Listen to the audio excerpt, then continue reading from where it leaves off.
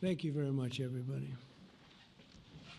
So this is a big, big day, a beautiful day, potentially one of the great days ever in civilization.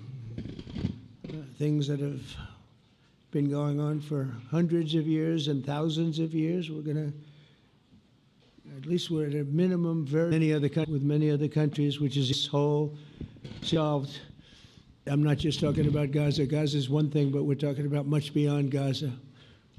The whole deal, everything getting solved. It's called peace in the Middle East. Today is a history for peace, and Prime Minister and I have did an important meeting on ministers, including Iran, trade, the expansion of the Abraham Accords, and most importantly, we discussed how to end the war in Gaza, but it's just a part of the bigger picture, which is peace in the Middle East, and let's call it eternal peace in the Middle East. So this is far more than anybody expected, but the level of support that I've had from the nations in the Middle East and surrounding neighbors of Israel is incredible, one of them. This afternoon, after extensive consultation with our friends and partners throughout the region, I'm formally releasing our principles, which people have really liked, I must say. And these are done not just routinely done, these are done with total consideration and working with the nations that we're talking about. All of these have made contributions to those suggestions. I want to thank the leaders of many Arab and Muslim nations for their tremendous support in developing the proposal, along with many of our allies in Europe. Europe has been very much involved, and as I was called by many of the European leaders, most of them saying, is this true? Are you really doing peace in the Middle East? This is the most incredible thing we've heard. Some think it's the biggest thing they've ever heard. They called just to find out, was it just a rumor or is it actually done? And then they said, have you spoken to the Arab leaders? Have you spoken to all of the other leaders that we have to get? A lot of people involved in this one. I also want to thank Prime Minister Netanyahu for agreeing to the plan and for trusting that if we work together, we can bring an end to the death and destruction that we've seen for so many years, decades, even centuries, and begin a new chapter of security, peace, and prosperity for the entire region. And I want to just say that my meetings and dialogue that we had with so many countries, Saudi Arabia as an example, the king is a phenomenal person. The Emir of Qatar, he's an incredible people. UAE, and that's MBZ and ABZ. We're totally involved. These are the people that we've been dealing with and who've been actually very much involved in this negotiation, giving us ideas, things they can live with, things they can't live with. Pretty complex. I mean, after 2,000, 3,000 years, whatever it is, I guess it's got to be a little complex, or it would have been done a long time ago. The King of Jordan was with us, as you know, in the United Nations. The President of Turkey, President Erdogan, is a friend of mine, a strong man, but a good man. President of Indonesia, somebody who's an amazing leader, Prabowo. He is an amazing leader and respected by everybody. He was in the room with us. We were together with most of these people that I'm mentioning. Others were by phone or the next day.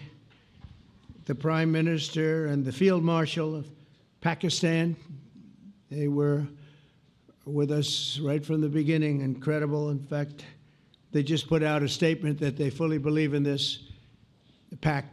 It just came out just as I was walking around. They said, sir, you have a big notice from the Prime Minister of Pakistan and from the Field Marshal that they back this 100%. President El-Sisi of Egypt, who's terrific. And these are people I've gotten to know over the years. I mean, I would say it started around 2015 and then went into 2016 when the presidency officially began.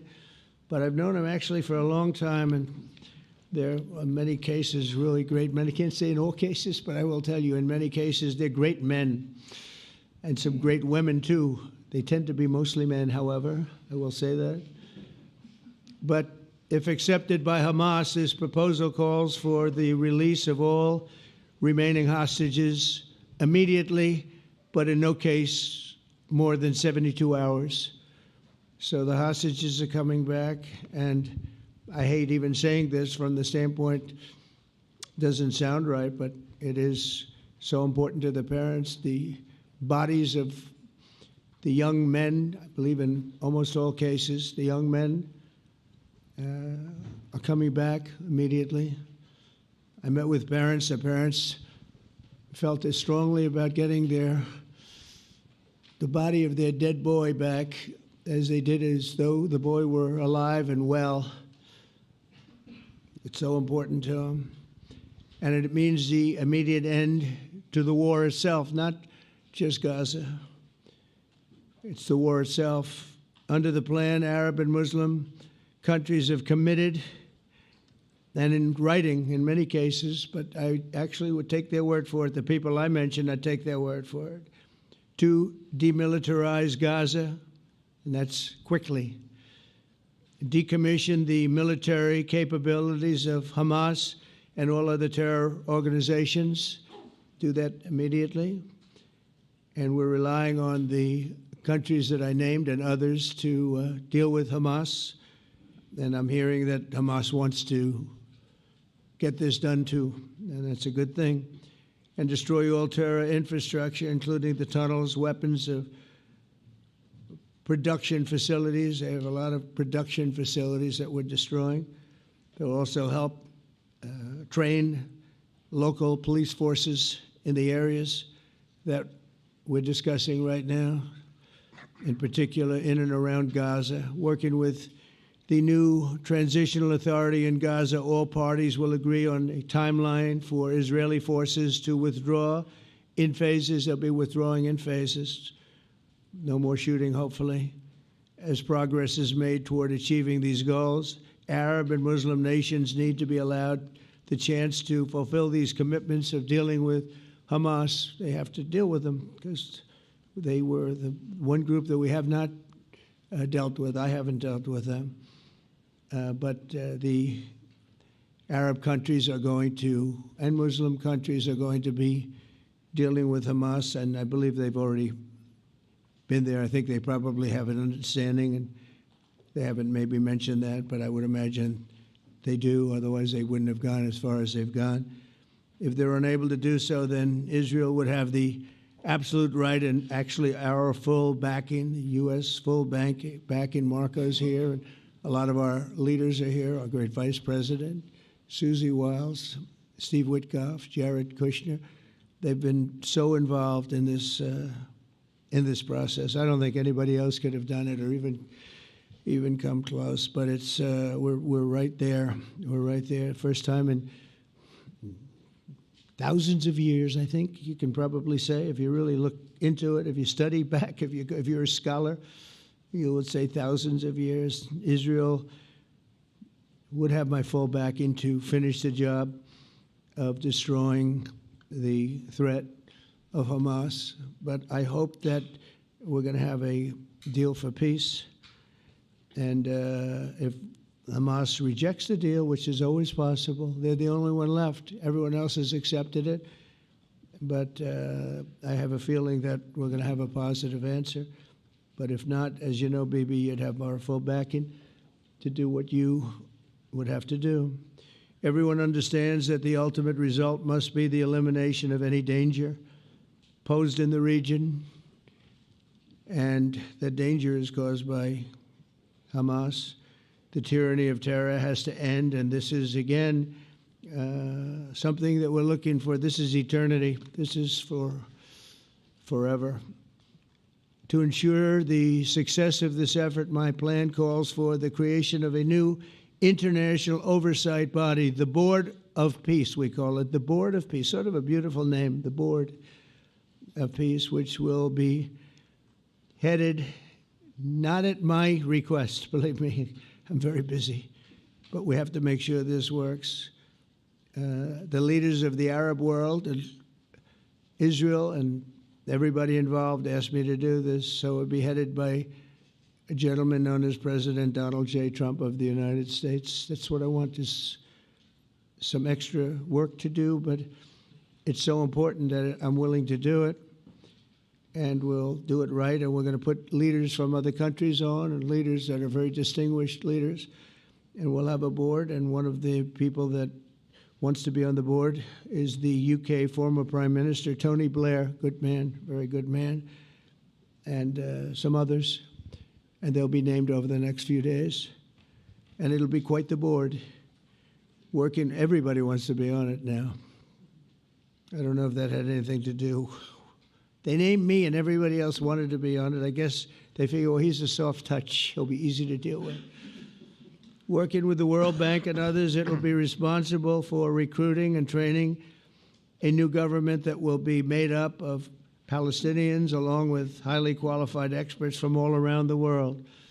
Hamas and other terrorist factions will play no role in the board, but they'll play no role in the governance of Gaza at all, directly or indirectly. As you know, thousands of Hamas leaders have been killed and soldiers have been killed. And we can never forget October 7th, but thousands have paid the price for that. And now it's time to get our hostages back and get back to trying to build something that's really great and very important. In our meeting today, Prime Minister Netanyahu was very clear about his opposition to a Palestinian state.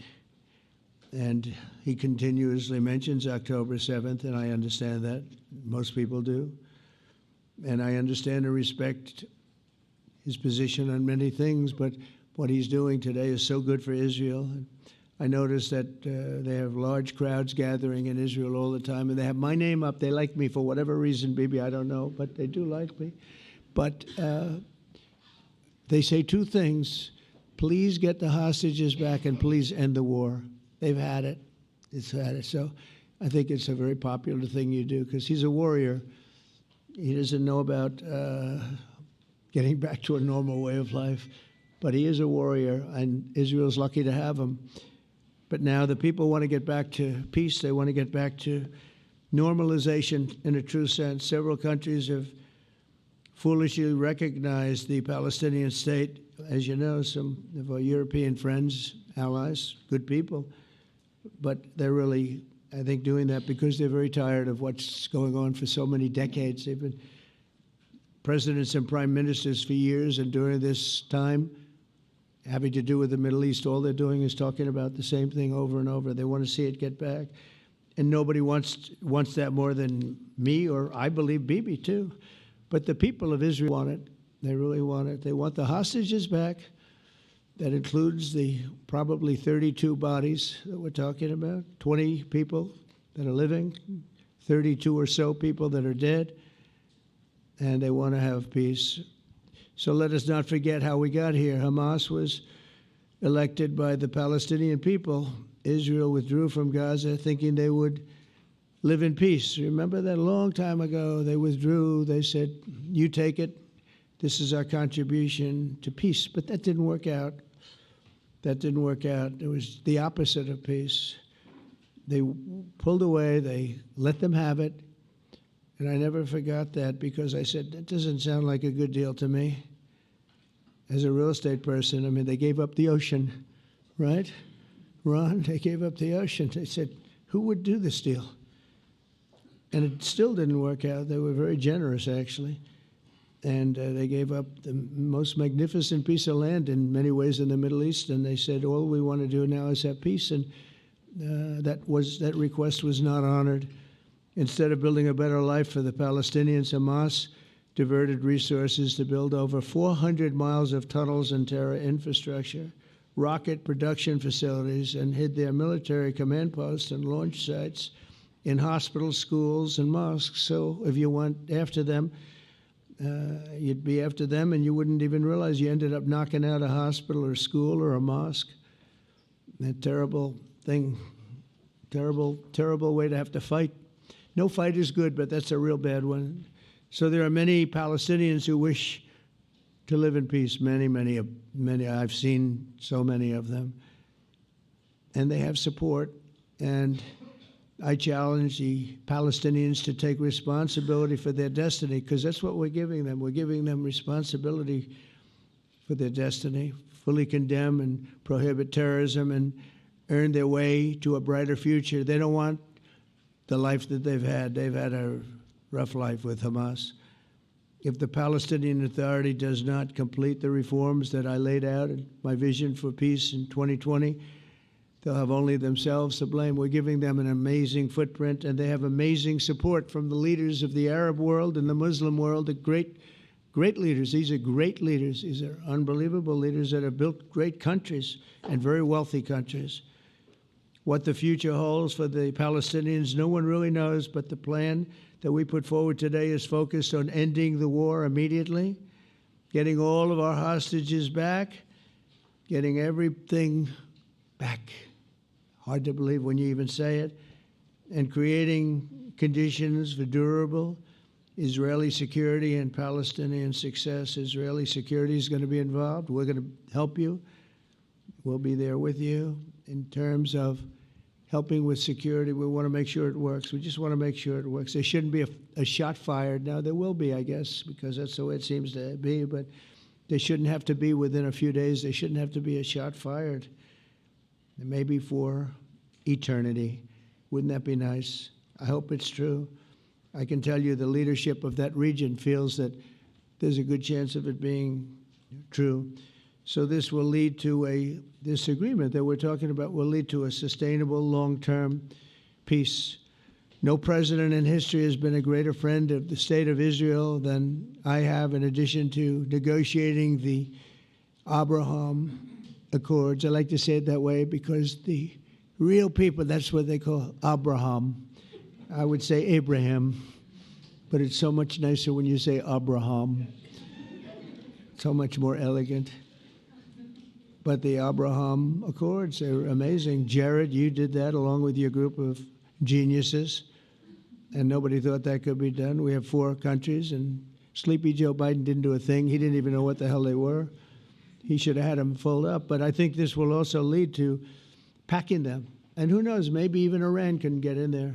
I hope, we hope we're going to be able to get along with Iran. I think they're going to be open to it. I really believe that. But they could be a member. I long ago said, I'll bet you at some point Iran will be a member of the Accords. And little did I realize it was going to take this turn. That was some turn we did with the B-2s. But I think they might very well be there because it's a great thing for them economically. I recognize the eternal capital of Israel. I opened the American embassy in Jerusalem. That was something that everyone said would never be done, could never be done. Virtually every president for many, many years, for decades, would campaign on making Jerusalem the capital of Israel. They campaigned on it over and over. Is that right, Steve? Is that right? Everyone, and when they got to it, and I understand why now, because it was so. When I got to office, I campaigned on it too. I said, we're going to make it. And then I'd get calls from the leaders of various countries saying, please don't do it, please don't do it. It'll end the whole world, please don't do it. And finally, I just didn't say anything, and I did it. People were calling me before I did it because they heard I was going to do it, and leaders of countries were calling me, and I think it was on a Thursday that I did it, and they'd call me Monday, Tuesday, Wednesday, 3-4 times a day, and I said, tell them I'll call them back on Friday. And I announced it on Thursday, and I called them back, the biggest people in the world, and they said, you've done it. I said, done what? You've made the capital of Israel, Jerusalem, and we wanted to talk yet. I wish you called me a little sooner. Maybe I could have done something about it. So that was a lot easier than getting into an argument, because I knew what they were calling about. And you know what? It turned out to be amazing. Everybody thought it was going to lead to the end of the world, right? The end of the world, Ron, that's what they said. It didn't lead to anything. It just led to something that I promised and something that was very, very popular for Jewish people and a lot of other people, too.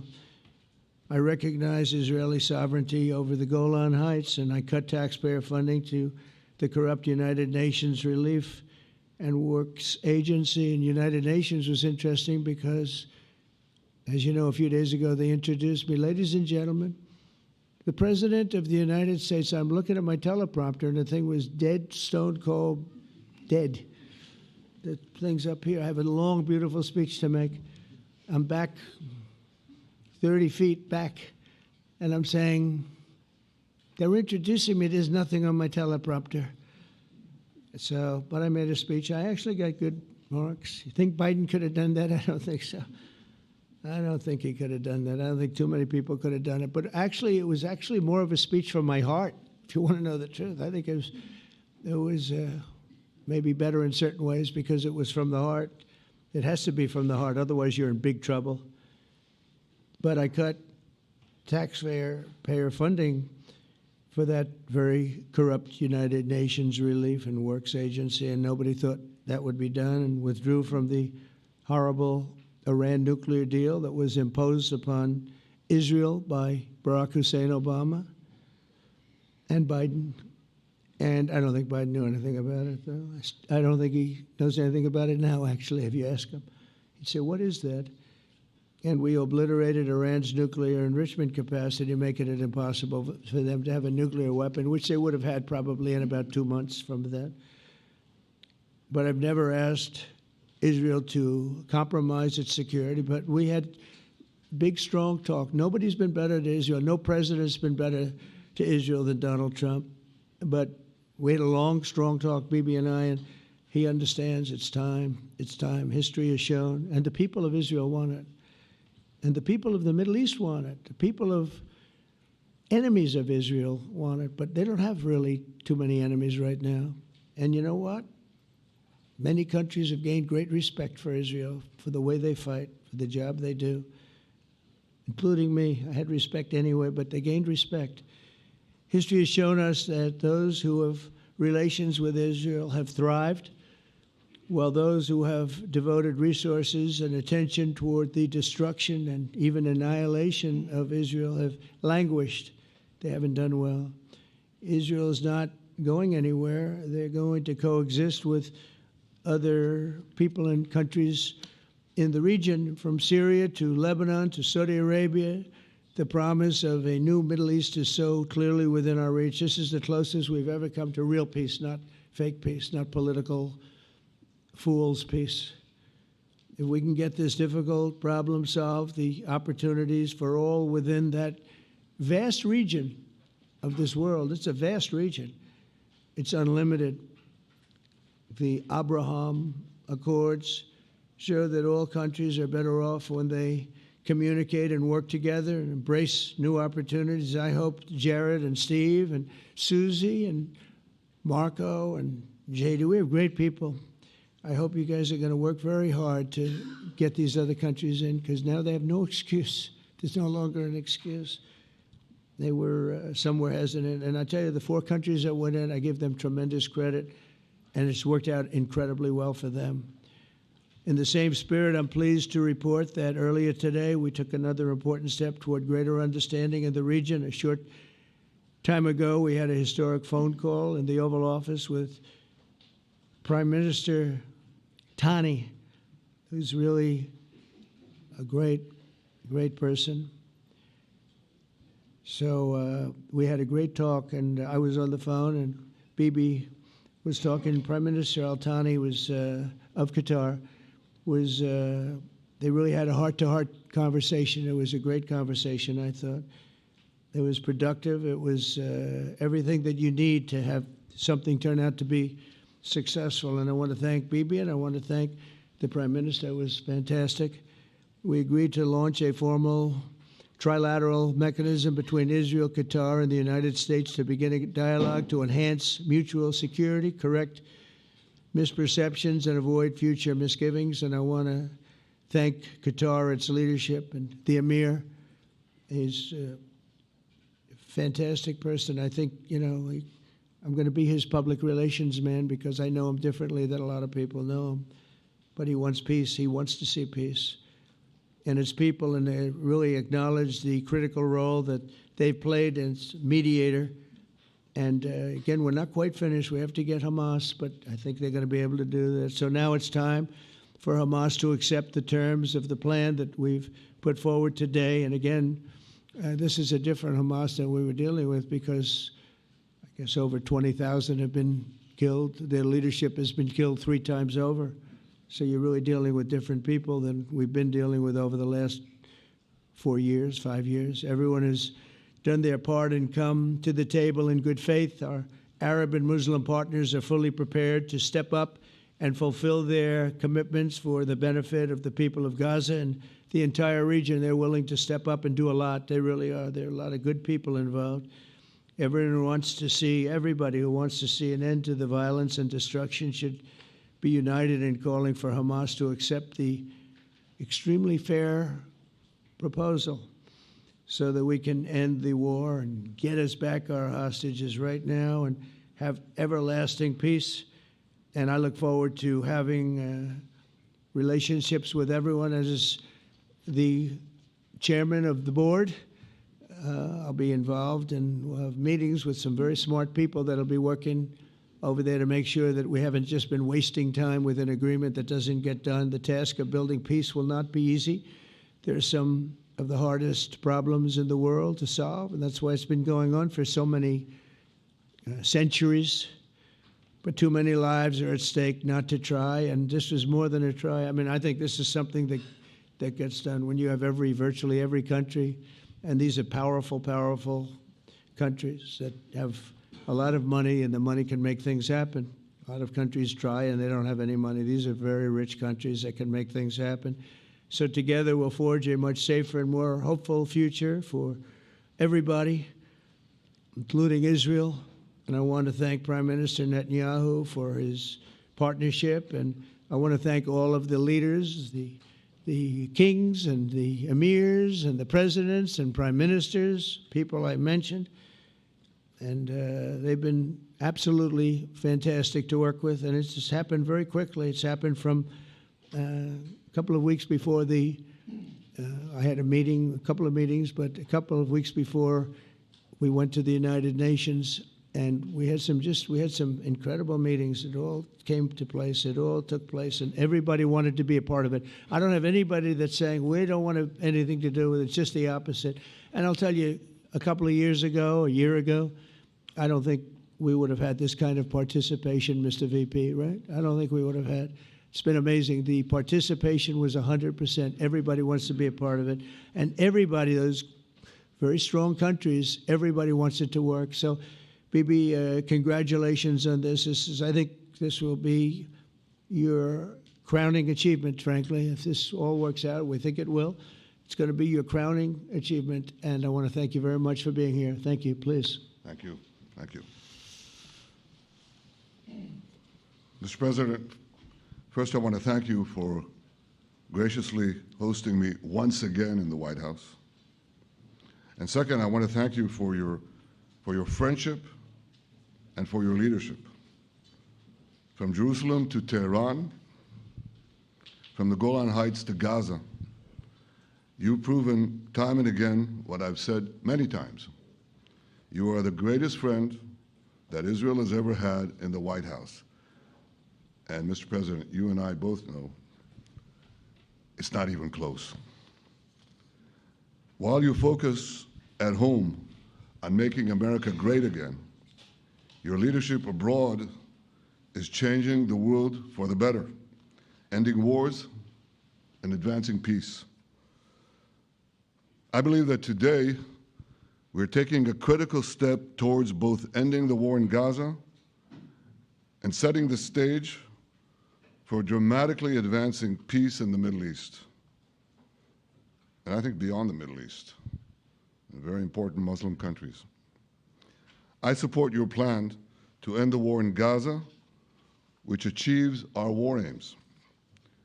It will bring back to Israel all our hostages, dismantle Hamas's military capabilities, end its political rule, and ensure that Gaza never again poses a threat to Israel. we would not have achieved this turning point without the courage and sacrifice of our incredibly brave soldiers. They fight like lions to defend the people of Israel, and they serve on the front line in the war between civilization and barbarism. Mr. President, when our two countries stand shoulder to shoulder, we achieve the impossible. Just a few months ago, in Operation Rising Lion and Operation Midnight Hammer, we struck a decisive blow against Iran's nuclear and ballistic missile program. Your bold decision to send those B-2s made the region safer and the world safer. Now, under your leadership, we're taking the next step to win the war and expand the peace. Your plan is consistent with the 5 principles my government set for the end of the war and the day after Hamas. Everybody asks, what is your plan for the day after Hamas? Here's our plan. Passed it in the cabinet. All our hostages, both those who are alive and those who died, all of them will return home immediately. Hamas will be disarmed. Gaza will be demilitarized.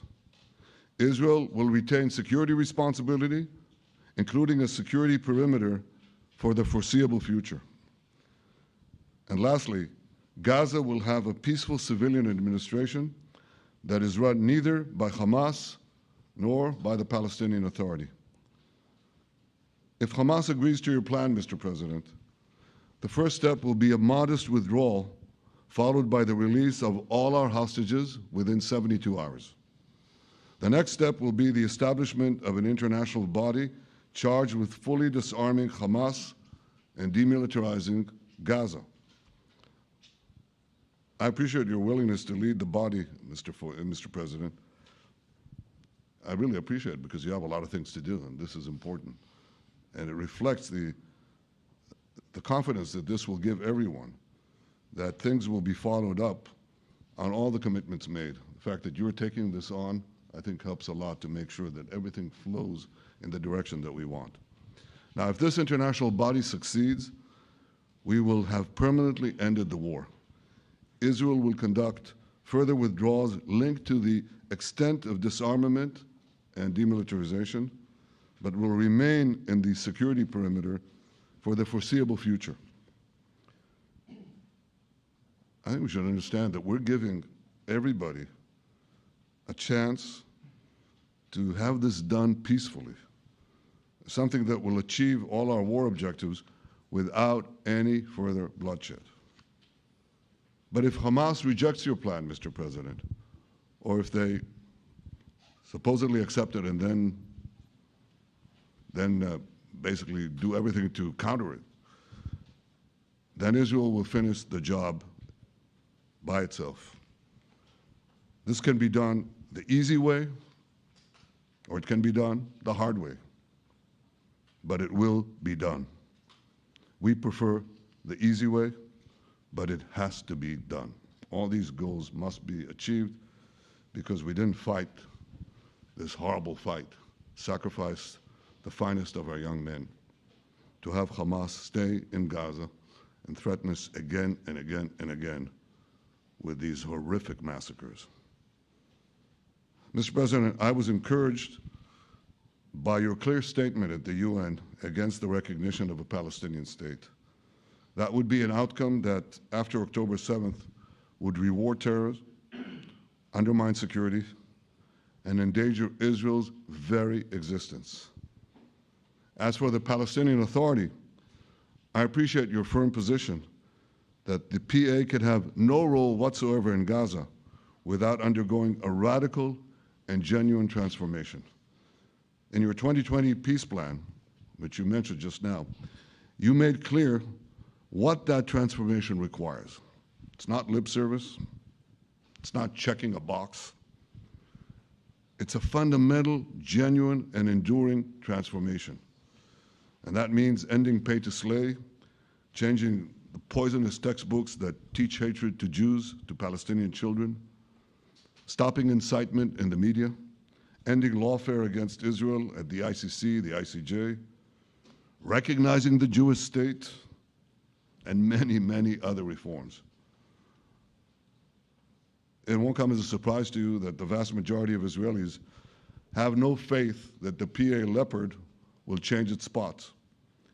But rather than wait for this miraculous transformation, your plan provides a practical and realistic path forward for Gaza in the coming years, in which Gaza will be administered neither by Hamas nor the Palestinian Authority, but by those committed to a genuine peace with Israel. I think this can be not only a new beginning for Gaza, I think it can be a new beginning for the entire region. Under your leadership, we can re-energize, well, I've got to contribute my own, we can re-energize the Abraham Accords. That's what it's called in the original Hebrew, Abraham. Abraham is fine, Abraham, however you want to call it. Under your leadership, Mr. President, we can re-energize the Abraham Accords that we forged 5 years ago. We can expand them to many more Arab and Muslim nations that choose moderation over extremism. I think there's an opportunity here. It's not going to be easy, it's tough going, but I think if we succeed, you're absolutely right. We're going to open possibilities that nobody even dreamed of. But I think we dream of them. As you've told me, Mr. President, and you've told the world many, many times, you said, remember October 7th. Remember October 7th. And we do. We will never forget the horrors of October 7th, and we will do whatever is necessary to make sure they don't happen again. Since October 7th, Israel's enemies have learned a hard truth. Those who attack us pay a heavy price, but those who partner with us advance progress and security for their peoples. President Trump just said it. It's also in the Bible. It says, those who will bless you will be blessed, and those who will curse you will be cursed. And that's actually what is happening. We want the blessings. I think we've done a lot in the past 2 years to end the curse.